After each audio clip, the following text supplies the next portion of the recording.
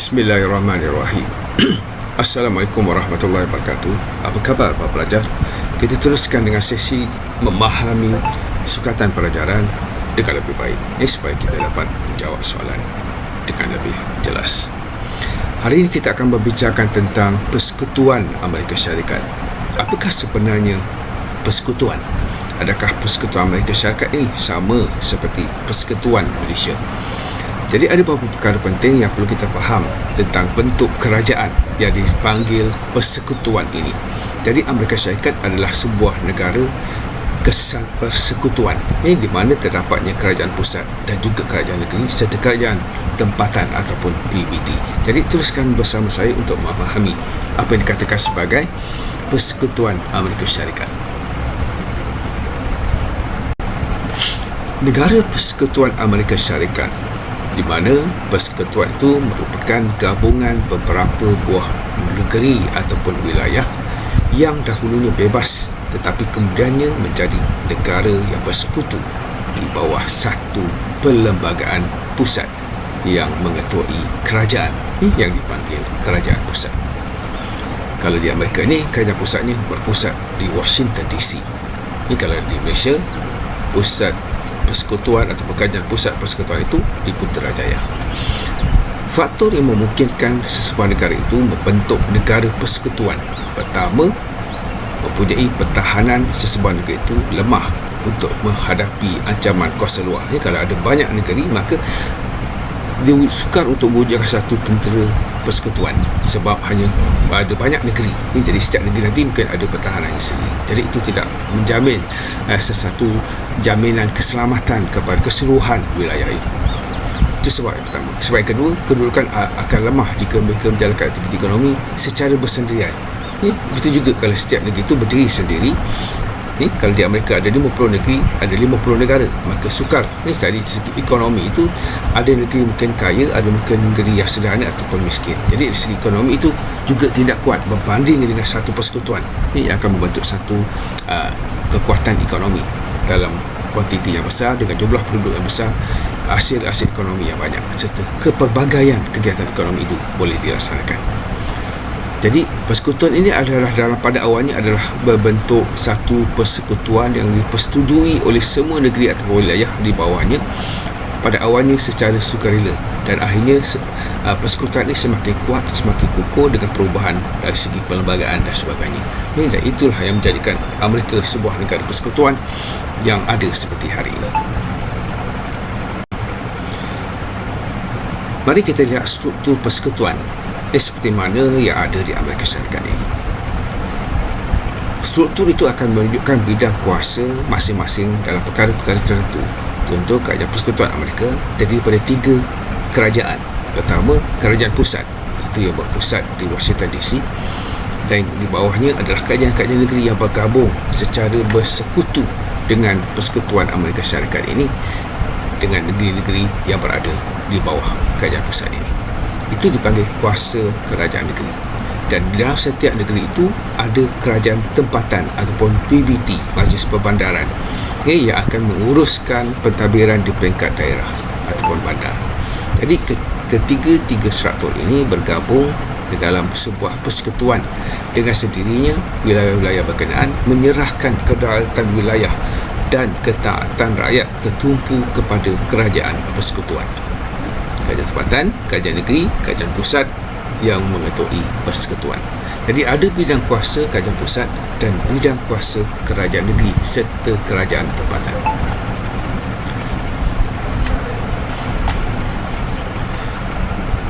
Dan juga terdapat kalau dari segi perlembagaan kita lihat persekutuan ini di peringkat pusat negeri dan PBT ini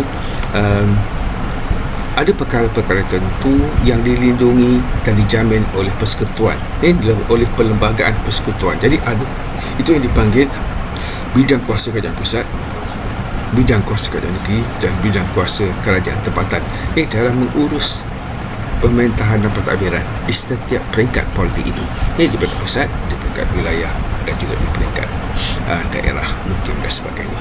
Jadi ini adalah satu bentuk persekutuan yang menggabung, yang mengagikan kuasa antara pusat, negeri dan juga tempatan.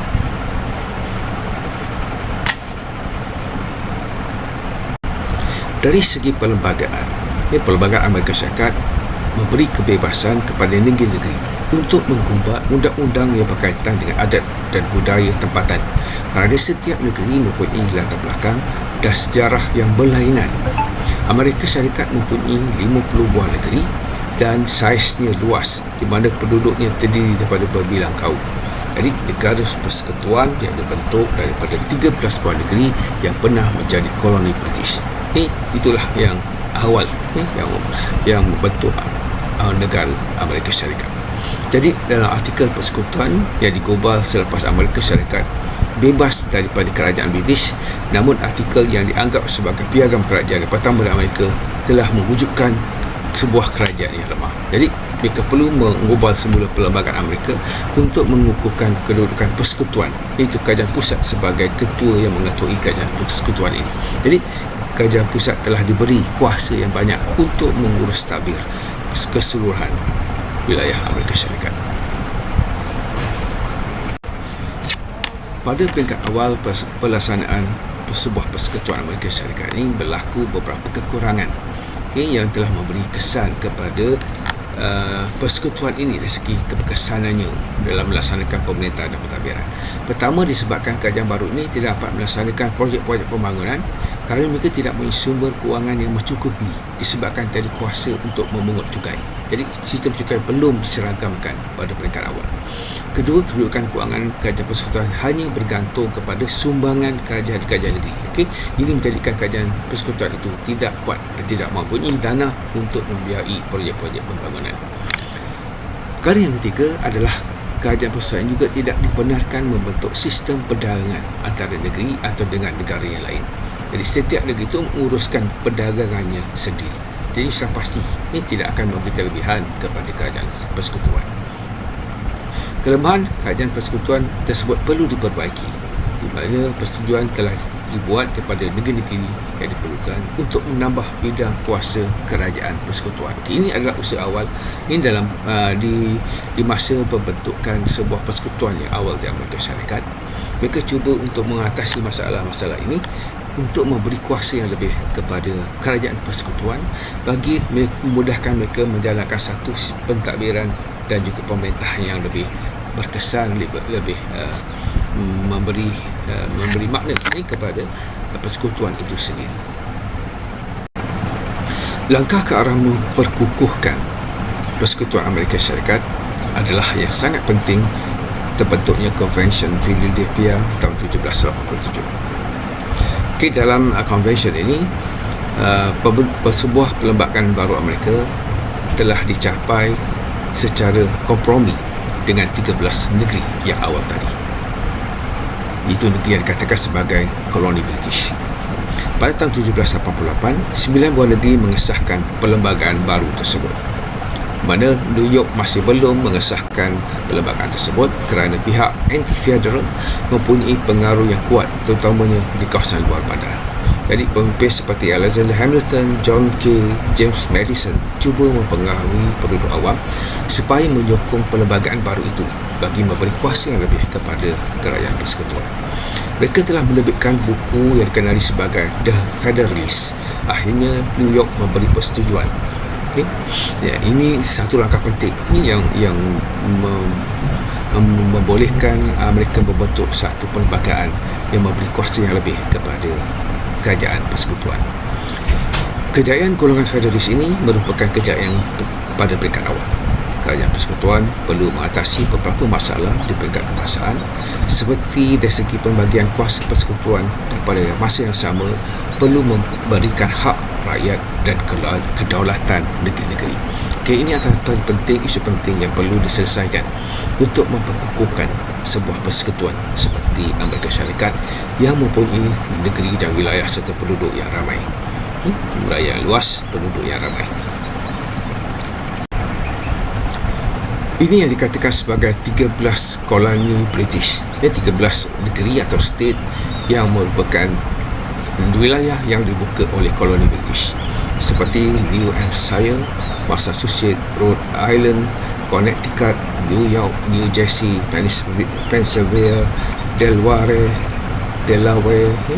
Maryland, Virginia, California Utara dan juga Carolina Selatan serta Georgia. Ini adalah 13 koloni British yang mengasaskan sebuah persekutuan Amerika Syarikat. Okey, ini adalah 50 negeri-negeri di bawah Persekutuan Amerika Syarikat. Seperti Alabama, Alaska, Arizona, Arkansas, California, Colorado, Connecticut, Delaware, Florida, Georgia, sehinggalah Wyoming. Jadi 50 negeri yang bergabung di bawah satu Persekutuan Amerika Syarikat ini telah bersetuju berada di bawah satu perlembagaan persekutuan di mana kuasa telah diberikan kepada bidang kuasa kerajaan pusat, dan kesat negeri ini mempunyai bidang kuasa tertentu yang diberikan, yang diperuntukkan oleh Perlembagaan Amerika Syarikat. Di samping daerah atau bandar-bandar utama di bawah urus apa yang dipanggil sebagai PBT ataupun kerajaan tempatan. Okay, ini adalah ciri-ciri persekutuan di Amerika Syarikat, terstruktur persekutuan yang perlu dikuasai oleh pelajar. Lanjutan daripada Convention Philadelphia tadi dan dipersetujui dan disokong oleh 13 koloni British, maka beberapa pindaan telah dibuat dalam Perlembagaan Amerika Syarikat. Perlembagaan Amerika Syarikat telah menggariskan secara terperinci badan-badan yang memerintah Amerika Syarikat.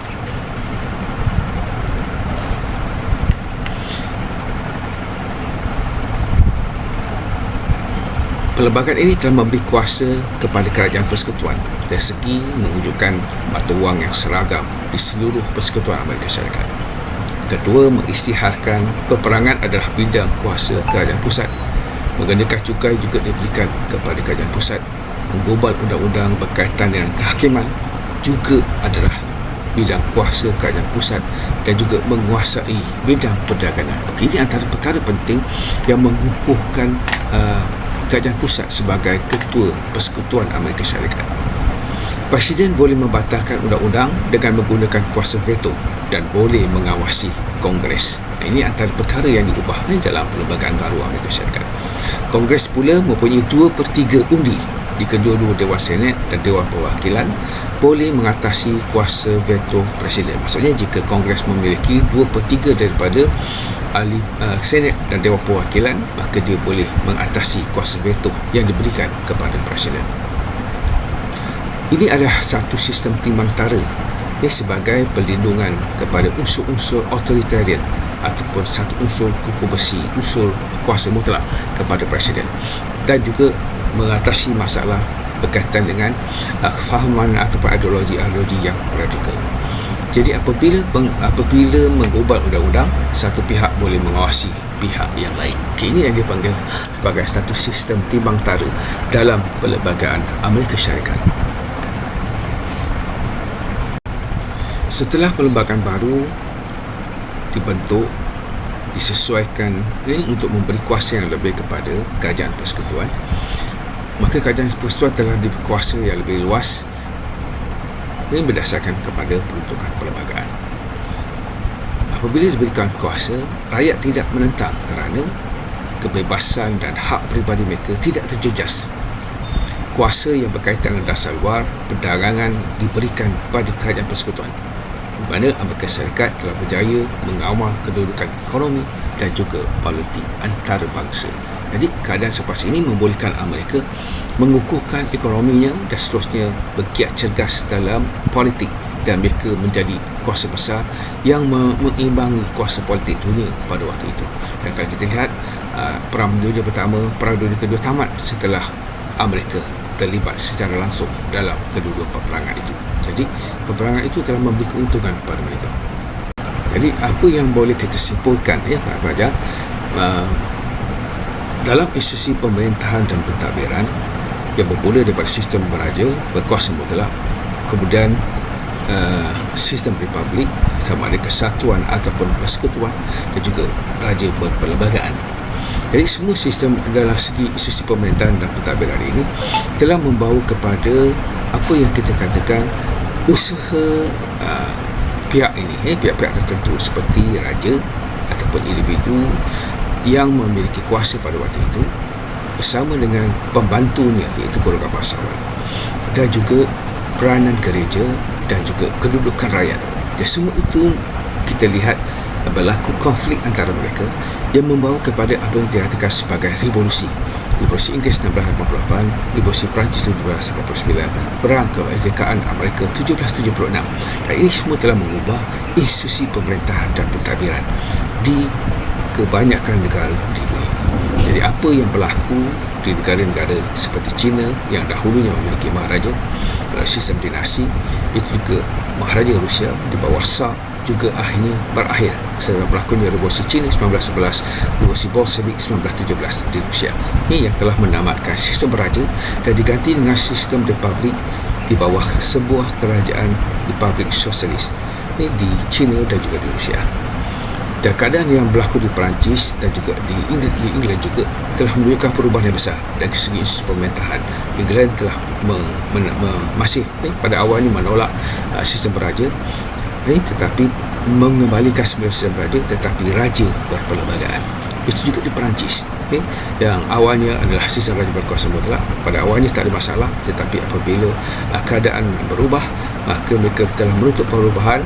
Bila berlakunya Revolusi Perancis 1789 telah menyebabkan Perancis tidak lagi memiliki raja dan kedudukan politik Perancis juga sepanjang tidak stabil, dengan penubuhan kerajaan-kerajaan oleh pendukung-pendukung revolusi, lalu Republik pertama, kedua dan ketiga seterusnya, dan pernah dikuasai, dan kedudukan yang tidak stabil itu dikuasai oleh seorang bernama Napoleon Bonaparte yang mengisytiharkan diri sebagai Maharaja Perancis buat seketika sehinggalah dia ditewaskan oleh gabungan kerajaan-kerajaan ataupun negara-negara Eropah pada waktu itu.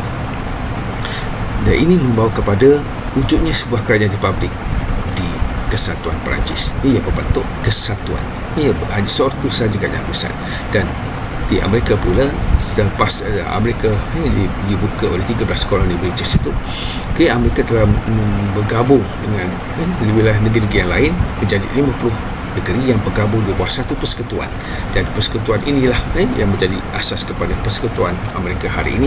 Dan persekutuan ini telah diberi kuasa yang diperuntukkan oleh Perlembagaan Amerika Syarikat yang bermula daripada Convention Philadelphia dari 1788, dan ini semua membawa kepada sebuah persekutuan, dan kedudukan persekutuan itu diperkukuhkan dari masa ke masa dengan perubahan yang dibuat dalam Perlembagaan Amerika Syarikat. Itu yang dikatakan sebagai persekutuan. Jadi kita boleh lihat beberapa soalan ulang kaji yang mungkin pelajar boleh cari jawapan dan cuba untuk menyelesaikan dan memahami kehendak soalannya. Contoh, bezakan ciri-ciri negara Kesatuan Perancis pada abad ke-19.